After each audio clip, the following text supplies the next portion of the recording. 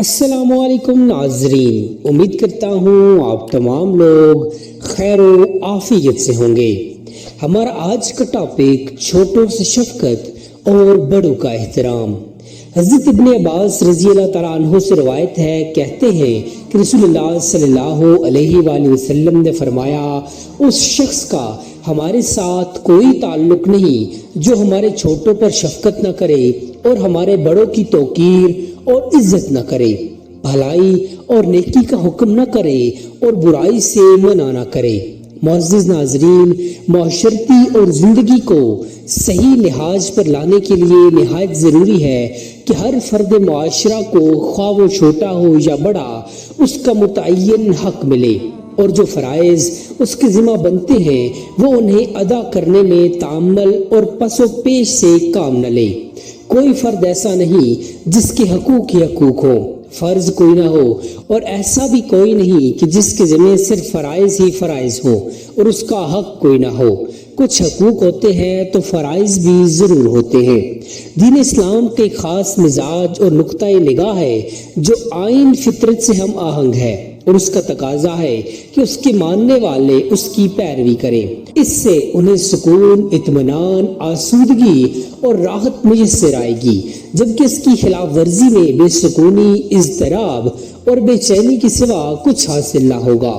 حقوق و فرائض کے سلسلے میں اس کا نقطۂ نگاہ یہ ہے کہ حقوق کا مطالبہ کرنے کے بجائے ہر فرد کو اپنے فرائض کی ادائیگی کی طرف توجہ دینا چاہیے، کیونکہ ایک فرد کا فرض دوسرے کا حق ہوتا ہے۔ فرض ادا کر دیا جائے تو دوسرے کا حق خود بخود اس کے پاس پہنچ جائے گا۔ معاشرتی زندگی میں کھچاؤ اس وقت پیدا ہوتا ہے جب کوئی انسان اپنے حق کی وصولی کے لیے آستین کسنا شروع کر دیتا ہے۔ یہ نوبت آتی اس وقت ہے جب دوسرا آدمی اپنے فریضے کی ادائیگی سے غفلت یا سستی کا شکار ہوتا ہے۔ قرض دار اگر وقت پر اپنا قرض ادا کرنے کی فکر کرے تو قرض خواہ کو طلب کرنے کی نوبت ہی نہیں آئے گی اور معاملہ تو میں تک نہیں پہنچے گا۔ بعض اوقات بہت معمولی باتیں بہت بڑے جھگڑے اور فساد کا سبب بن جاتی ہیں، پھر انہیں سلجھاتے عمریں بیت جاتی ہیں۔ آج کے زیر بحث حدیث پاک میں ہمارے پیارے نبی صلی اللہ علیہ وآلہ وسلم جو مجسم خلق حسن تھے، ایسی ہی الجھنوں کو فرائض کی ادائیگی سے جوڑ کر حل کرنے اور سلجھانے کی تلقین فرما رہے ہیں، اور ساتھ ہی یہ تنبیہ بھی فرما رہے ہیں کہ اگر کسی نے کسی اور طریقے سے انہیں سلجھانے کی کوشش کی تو نہ صرف یہ کہ وہ کامیاب نہ ہوگا بلکہ میرے طریقہ کار کی مخالفت کر کے اپنے آپ کو مجھ سے دور کر لے گا، پھر میرا اس کے ساتھ اور اس کا میرے ساتھ کوئی تعلق نہیں ہوگا۔ یعنی اس کا ہمارے ساتھ کوئی تعلق نہیں ہے کا یہ جملہ اگرچہ بہت سخت ہے، مگر اس میں وہی سختی ہے جو ایک بہت بڑے خیر خواہ کو کسی سے ہو سکتی ہے۔ یوں سمجھیے کہ اس جملے میں محبت اور اپنائیت کا پہلو بھی موجود ہے کہ دیکھو، ایسی نوبت نہ آنے دو کہ معاملہ یہاں تک پہنچے تم بھلا کیسے برداشت کر سکتے ہو کہ مجھ سے قطع تعلق کر لو، جبکہ ہماری دنیاوی اور اخروی فلاح صرف اس میں ہے کہ تم مجھ ہی سے وابستہ رہو۔ سامعین محترم، پہلا شخص جس کو آپ نے تنبیہ فرمائی ہے وہ ہے جو ہمارے چھوٹوں پر شفقت نہ کرے۔ یہاں یہ بتانا مقصود ہے کہ بڑے جو یہ سمجھتے ہیں کہ ہم بڑے ہیں، ہمارا حق فائق ہے، نہیں، اصل یہ ہے کہ معاشرے میں موجود ہر طرح کے چھوٹوں کا حق فائق ہے، اس کو پہلے ادا کیا جائے گا۔ عمر میں چھوٹا، مرتبے میں چھوٹا، معاشی اعتبار سے چھوٹا، منصب اور عہدے کے اعتبار سے چھوٹا، غرض یہ کہ ہر طرح کا صغیر اس کے ذیل میں آتا ہے اور وہ بڑوں کی شفقت کا حقدار ہے۔ یہ چھوٹے صرف ڈانٹ ڈپٹ کے لیے نہیں بلکہ شفقت، محبت، پیار اور رہنمائی کے مستحق ہیں۔ اگر بڑوں کی طرف سے یہ سب کچھ ان کے مطالبے کے بغیر انہیں ملتا رہے تو وہ پرسکون رہیں گے اور انہیں بھی احساس ہوگا کہ بڑوں کا ادب کیا جائے۔ یہاں ہم رسول اللہ صلی اللہ علیہ وآلہ وسلم کی سیرت طیبہ سے صرف 2 مثالیں پیش کریں گے جن سے ہم جان سکیں گے کہ چھوٹوں پر شفقت کیا ہوتی ہے۔ امام بخاری رحمۃ اللہ علیہ نے اپنے صحیح میں حضرت ام خالد بنت خالد بن سعید رضی اللہ تعالی عنہا سے نقل کیا ہے۔ یاد رہے کہ یہ اس وقت کی بات بتا رہی ہیں جب چھوٹی عمر کی تھی، بچی تھی۔ کہتی ہیں کہ میں اپنے والد کے ساتھ رسول اللہ صلی اللہ علیہ وآلہ وسلم کی مجلس میں آئی اور میں نے زرد رنگ کی قمیض پہن رکھی تھی۔ مجھے دیکھ کر رسول اللہ صلی اللہ علیہ وآلہ وسلم نے فرمایا سننا سننا۔ حضرت عبداللہ کہتے ہیں کہ حبشی زبان میں اس لفظ کے معنی ہے خوبصورت، یعنی آپ نے میری قمیض کی تعریف فرمائی۔ آگے سنیے، کہتی ہیں کہ میں چونکہ چھوٹی بچی تھی اپنی جگہ سے اٹھی اور رسول اللہ صلی اللہ علیہ وآلہ وسلم کی پشت مبارک کے پیچھے جا کر کھڑی ہوئی اور مہر نبوت جو آپ صلی اللہ علیہ وآلہ وسلم کے کندھوں کے درمیان تھی اس سے کھیلنے لگی۔ میرے والد نے دیکھا تو مجھے ڈانٹا۔ رسول اللہ صلی اللہ علیہ وآلہ وسلم نے میرے والد سے فرمایا اسے کھیل لینے دو۔ پھر مجھے دعائیں دیتے ہوئے فرمایا یہ کپڑے جو تم نے پہن رکھے ہیں انہیں لمبا عرصہ پہنتی رہو اور ان کو بوسیدہ کرو، پھر پہنو اور بوسیدہ کرو اور پھر پہنو اور بوسیدہ کرو۔ میں ادب سے گزارش کروں گا کہ جو لوگ اپنی مجلس میں بچوں کو دیکھ کر تل ملا اٹھتے ہیں امید ہے وہ اپنے رویے پر نظر ثانی کریں گے۔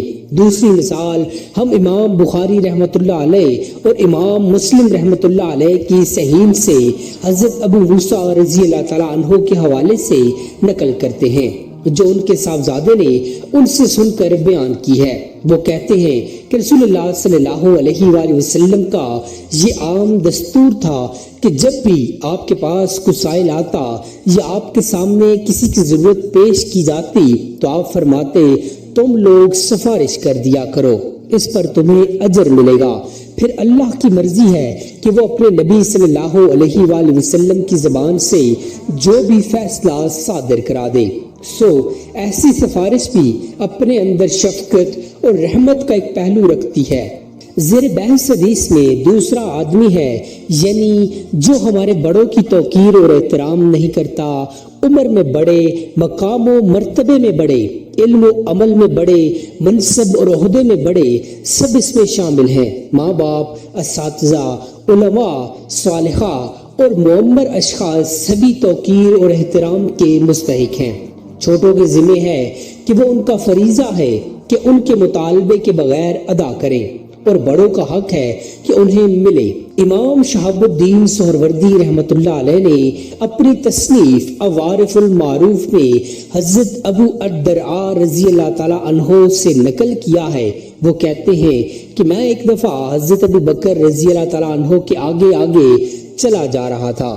رسول محتشم صلی اللہ علیہ وآلہ وسلم نے دیکھا تو فرمایا تم اس شخص کے آگے چل رہے ہو جو دنیا اور آخرت دونوں میں تم سے بہتر ہے۔ امام ابو داؤد نے اپنی سنن میں حضرت ابو موسیٰ الاشعری رضی اللہ تعالیٰ عنہ سے نقل کیا ہے کہ رسول اللہ صلی اللہ علیہ وآلہ وسلم نے ارشاد فرمایا اللہ تعالیٰ کو عظمت و بزرگی والا ماننے کا یہ تقاضا ہے کہ سفید بالوں والے مسلمان کا احترام کیا جائے، قرآن پاک کے عالم اور حافظ کی عزت کو ملحوظ خاطر رکھا جائے بشرطے کہ وہ اس کی تعلیمات میں غلو نہ رکھتا ہو اور اس سے کنارہ کش نہ رہتا ہو، اور اسی طرح اس کا حاکم کا بھی احترام کرنا جو انصاف کے سب تقاضوں کو پورا کرتا ہے ضروری ہے۔ یہاں یہ بات واضح ہو جاتی ہے کہ صرف دل میں احترام کا ہونا کافی نہیں بلکہ روزمرہ زندگی میں نظر بھی آنا چاہیے، اور یہ کہ احترام و شفقت کا یہ حکم دو طرفہ ہے، یک طرفہ نہیں۔ اور حضرات حدیث زیر بحث میں تیسرے اس شخص کو متنبہ کیا گیا ہے جو بھلائی کا حکم نہ کرتا ہو اور برائی کا سدباب نہ کرتا ہو۔ یہ افراد معاشرے کے اجتماعی اور انفرادی ذمہ داری ہے، اس سے ہی عمدہ اقتدار اور اچھے اخلاق پروان چڑھتے ہیں۔ بری باتوں اور مناسب عادتوں سے معاشرہ پاک ہوتا ہے، پاکیزہ ماحول ہی پاکیزگی کو جنم دیتا ہے۔ منکرات پھیل جائیں تو انسان کی زبان، آنکھ، کان، ہاتھ اور پاؤں برائی کے خوگر ہو جاتے ہیں۔ اس لیے چھوٹی سی چھوٹی معروف کو جہاں تک ممکن ہو آگے پہنچایا جائے، اور برائی خواہ کتنی ہی چھوٹی ہو اس کے آغاز ہی میں اس کا خاتمہ کیا جانا ضروری ہے۔ ان سب کاموں کو سر انجام دینے کے لیے حدیث مبارکہ کا پہلا جملہ یعنی اس کا ہمارے ساتھ کوئی تعلق نہیں ہے، ذی شعور اور ذمہ دار آدمی کو ہوشیار اور چوکن نہ رکھے گا۔ اللہ تعالی ہمیں سمجھنے اور سیدھی راہ پر گامزن رکھے، آمین۔ امید کرتا ہوں تو پسند آئی ہوگی۔ مزید ایسی انفارمیٹو ویڈیوز دیکھنے کے لیے چینل کو سبسکرائب کر لیجئے۔ جزاک اللہ خیرہ۔